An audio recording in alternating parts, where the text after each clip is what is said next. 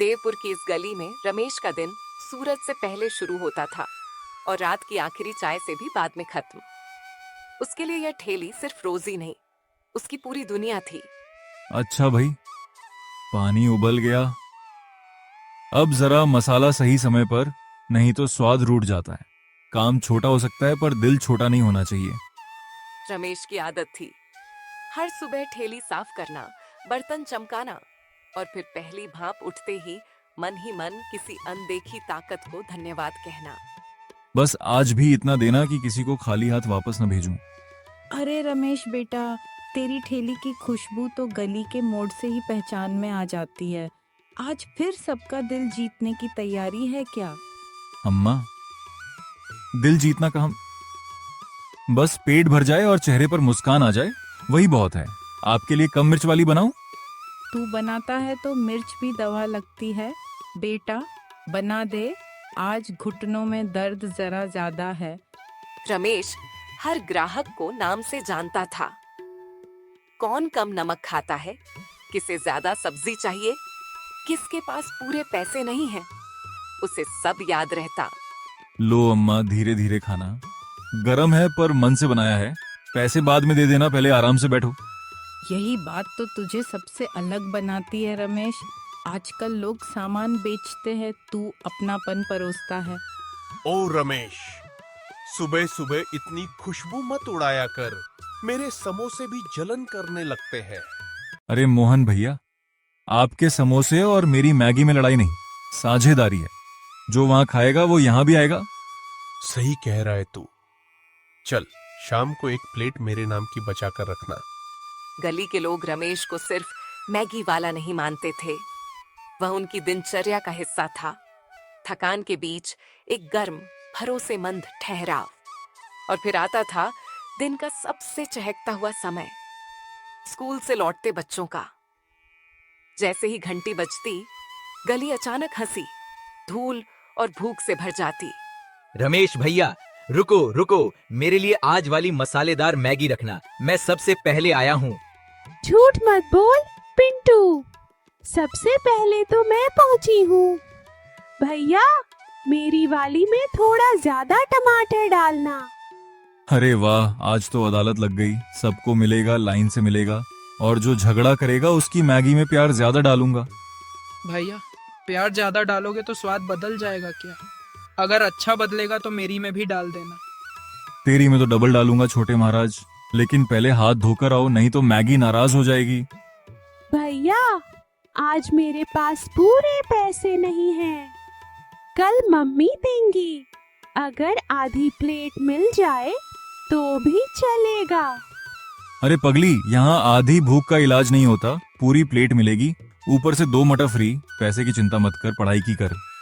सच? फिर मैं कल कविता सुनाकर भी दूंगी। बस वही तो असली कीमत है, अच्छी कविता सुनाना और मास्टर जी की डांट से बचकर आना। भैया, इसे कविता आती ही नहीं, ये तो बस खाने के समय मीठा बोलती है। और तुम्हें बस जल्दी खाने की पड़ी रहती है। कल 3 प्लेट खाकर भी भूखे जैसे देख रहे थे। भैया, बड़ा होकर मैं भी ठेली लगाऊंगा, लेकिन मेरी ठेली पर सिर्फ मैगी और जलेबी मिलेगी, दोनों साथ में। वाह रे उस्ताद, तेरे दिमाग में तो बड़े बड़े कारोबार पल रहे हैं। पहले पहाड़े याद कर ले, फिर दुनिया जीतना। बच्चों के साथ रमेश का रिश्ता ग्राहक और दुकानदार का नहीं था। वह उन्हें डांटता भी था, हंसाता भी था, और चुपचाप उनकी छोटी छोटी परेशानियां भी समझ लेता था। आह, गरम है, लेकिन भैया कसम से आपकी मैगी जैसी पूरे देवपुरा में नहीं मिलती। अच्छी चीज का राज बस इतना है, जल्दी मत करो और बनाते वक्त मन भटका मत रहने दो। इसलिए आपकी मैगी खाने से लगता है जैसे घर पर खा रहे हो, दुकान वाली नहीं लगती। क्योंकि बेटा, इसमें मसाले से ज्यादा नेकी पड़ती है, और नेकी का स्वाद अलग ही होता है। नेकी दिखती क्यों नहीं अम्मा? अगर दिखती तो मैं एक्स्ट्रा मांग लेता। गली की शाम अब पूरी तरह जीवित हो चुकी थी। कोई चाय मांग रहा था, कोई नमक कम, कोई बस 2 मिनट की बातचीत, और रमेश सबके बीच बिना थके घूमता जा रहा था। लो भाई, मैं भी आ गया, एक प्लेट बना दे, लेकिन पहले बता, तू थकता नहीं क्या? थकता हूँ भैया, बहुत थकता हूँ, पर जब लोग खाना खाकर मुस्कुराते हैं ना, तो थकान भी चुपचाप किनारे बैठ जाती है। ऐसे लोग कम बचे हैं रमेश। दुनिया हिसाब ज्यादा करती है, दिल कम लगाती है। हिसाब तो मैं भी रखता हूँ भैया, बस पैसों का कम, लोगों का ज्यादा। कौन उदास था, कौन हंसा, यही याद रहता है। उस ठेली पर एक छोटी सी पीतल की घंटी भी बंधी थी, पुरानी, फीकी और लगभग बेकार सी दिखने वाली। लेकिन जाने क्यों, हर शाम हवा उसे ठीक उसी वक्त छूती थी जब भीड़ सबसे ज्यादा होती। भैया, ये घंटी अपने आप क्यों बजती है? मैंने तो इसे छुआ भी नहीं। कुछ चीजें बिना छुए भी बोलती हैं, छोटे। बस उन्हें सुनने वाला कान चाहिए। मतलब इसमें कोई राज है? सच सच बताओ ना भैया। राज? अरे नहीं, पुरानी चीजें बस पुरानी कहानियां संभाल कर रखती हैं। अब खाओ, नहीं तो मैगी ठंडी हो जाएगी। बच्चों ने हंसकर बात टाल दी, लेकिन रमेश की आंखों में उस पल कुछ ऐसा चमका जो रोज का नहीं था, जैसे किसी याद ने भीतर हलचल की हो। भैया, इस बार तो हवा भी नहीं चली, फिर ये घंटी। पिंटू के सवाल के बाद रमेश कुछ बोला नहीं, बस घंटी को देखता रह गया। रात बीती, मगर वह अजीब सी खनक उसकी सोच में देर तक गूंजती रही। हवा नहीं थी, फिर घंटी क्यों बजी? और ये चम्मच आज कुछ ज्यादा ही चमक रहा है। अगली सुबह रोज की तरह ठेली खुली, पर रमेश के हाथों में आज एक हिचक थी, और उसी हिचक के भीतर छिपी थी पहली चमक। चलो देखते हैं, पुरानी चीजें सच में कहानी संभालती हैं या मैं ही बेकार सोच रहा हूँ। जैसे ही चम्मच ने उबलते पानी को छुआ, भाप का रंग बदल गया। साधारण खुशबू नहीं, एक ऐसी महक उठी जैसे भूख के साथ थकान भी पिघल रही हो। भैया, आज तो गली के मोड़ तक खुशबू आ रही है। आपने क्या डाला है? कुछ नहीं रे, वही मसाला, वही मैगी, बस सुबह जल्दी उठ गया हूँ। नहीं, ये वही नहीं है। आज की खुशबू जैसे बरसात के बाद मिट्टी मुस्कुराती है। या फिर भैया ने सच में कोई राज छुपा रखा है? घंटी का राज, चम्मच का राज और मैगी का राज। तुम लोग पहले बैठो, हर चीज में जासूसी मत किया करो, गरम है, संभल कर खाना। पहला कौर मुंह में जाते ही बच्चों के चेहरे वैसे बदल गए जैसे किसी ने भीतर की धूल झाड़ दी हो। अरे भैया, ये तो जैसे पेट में नहीं, सीधे दिल में जा रही है। मुझे अभी तक नींद आ रही थी, पर अब ऐसा लग रहा है जैसे मैं दौड़ सकती हूँ, गा सकती हूँ, हंस सकती हूँ। कल रात पापा फिर डांट रहे थे, मेरा सिर भारी था। अभी सब हल्का क्यों लग रहा है? तुम लोगों के चेहरे सच में बदल गए, ये सिर्फ स्वाद नहीं है। आखिर इस चम्मच में। भैया, अगर जादू है ना, तो रोज यही वाला जादू करना। आज पहली बार लग रहा है कि स्कूल की डांट भी झेली जा सकती है। भैया, मजाक नहीं, ये खाने से मन ठीक हो रहा है। जैसे अंदर कोई बुझा दिया था, वो फिर जल गया। रमेश ने कटोरियों से ज्यादा चेहरों को देखा, वही बच्चे, वही गली, वही सुबह, पर असर कुछ ऐसा था जिसे वह नजरअंदाज नहीं कर सकता था। अगर ये सच है तो ये बरकत है या मुसीबत की शुरुआत? रमेश बेटा, आज इतनी सुबह ही भीड़ और ये खुशबू, जरा मेरे लिए भी बना दे। अभी बनाता हूँ शांति आंटी, बैठ जाइए, गरम गरम देता हूँ।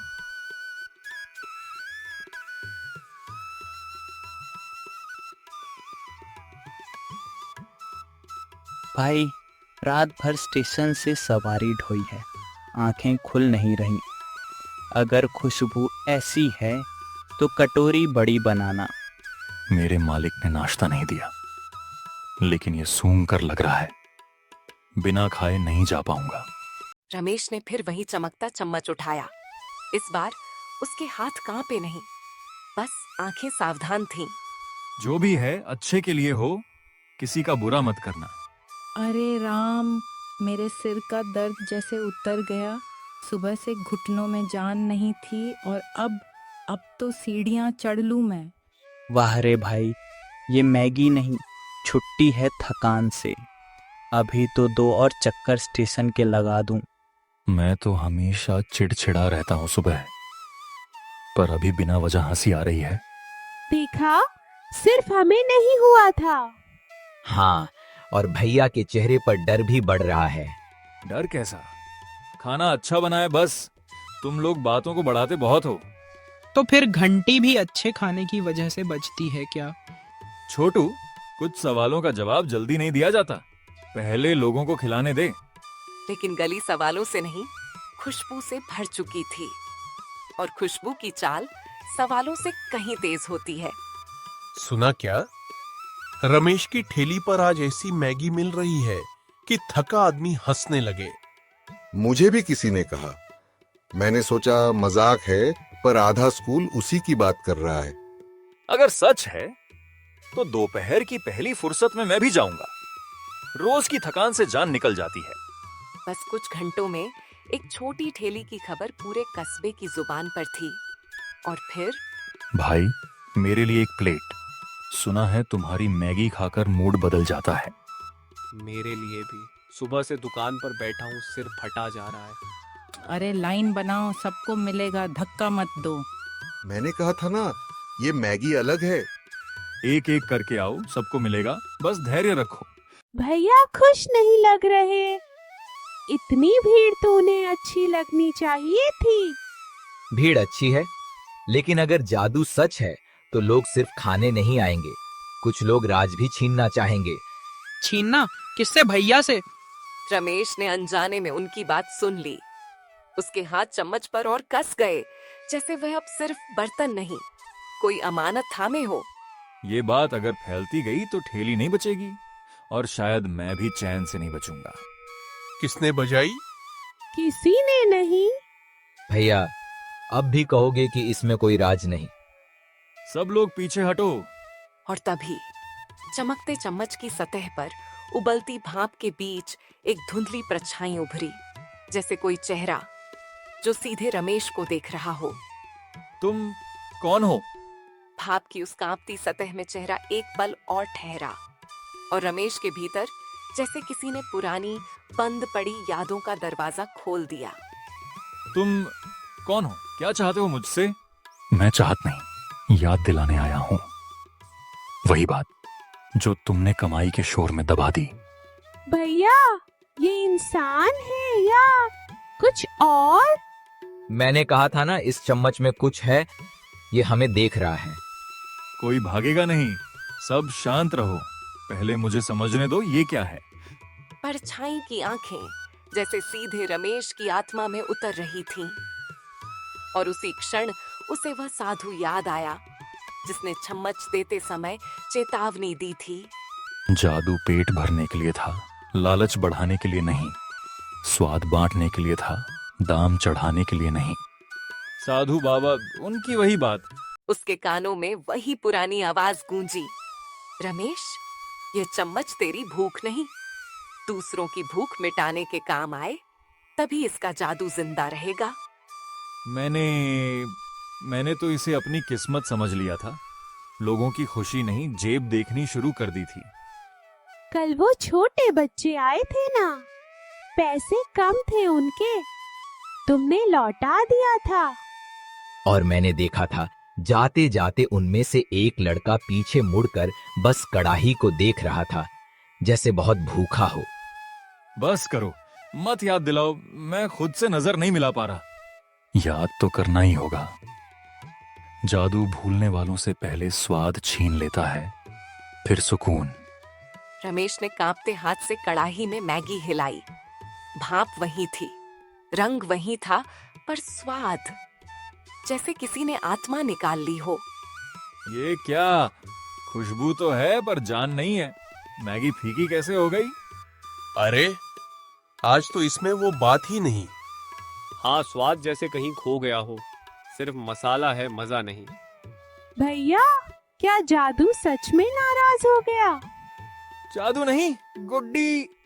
शायद भलाई नाराज हो गई, और जब भलाई चली जाए तो स्वाद कहां से बचेगा? भीड़ धीरे धीरे छूटने लगी। जो ठेली अभी तक शहर की सबसे चहल पहल वाली जगह लगती थी, वह कुछ ही मिनटों में सूनी और शर्म से झुकी हुई दिखने लगी। भैया अब क्या होगा? लोग कल फिर आएंगे भी या नहीं? अगर आए भी तो क्यों आएंगे?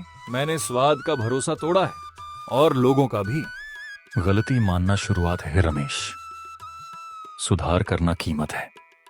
बिना कीमत चुकाए कुछ वापस नहीं मिलता। रात गहराती गई। रमेश अकेला ठेली समेटता रहा, पर हर बर्तन की खनक उसे किसी बच्चे की खाली थाली जैसी सुनाई दे रही थी। मैंने दाम बढ़ाए, भूख नहीं देखी। मैंने भीड़ गिनी, चेहरे नहीं। मैं इतना बदल कैसे गया?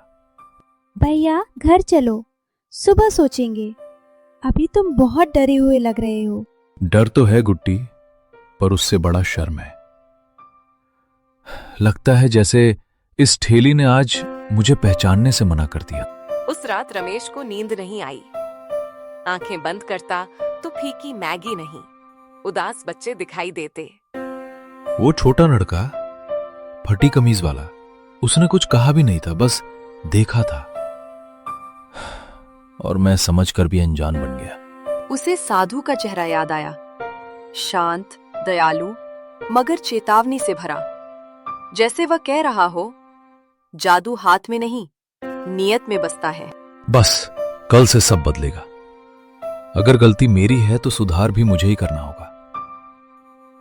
सुबह पहली बार रमेश ने ठेली चमकाने से पहले चम्मच को माथे से लगाया, जैसे माफी मांग रहा हो। फिर उसने बची हुई सामग्री अलग अलग कटोरों में सहेज कर रखी। भैया आज इतनी सुबह और ये सब अलग क्यों रख रहे हो? आज जो बचेगा वो बिकेगा नहीं, बांटा जाएगा। और सिर्फ बचा हुआ नहीं, अच्छा वाला भी बनेगा। सच? पर किसे दोगे और मुफ्त में? उन्हीं बच्चों को जिन्हें मैंने कल लौटाया था।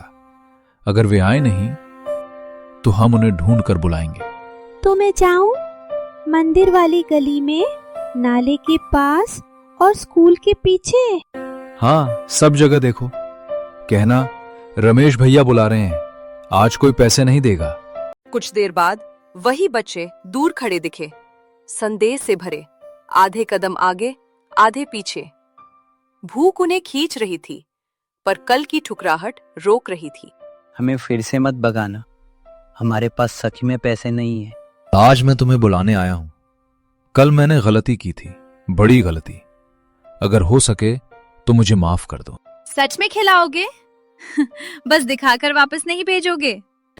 नहीं, आज पहले तुम खाओगे, और जब तक मेरा चूल्हा जलेगा भूखे बच्चे खाली नहीं लौटेंगे। रमेश ने पूरे मन से मैगी बनाई।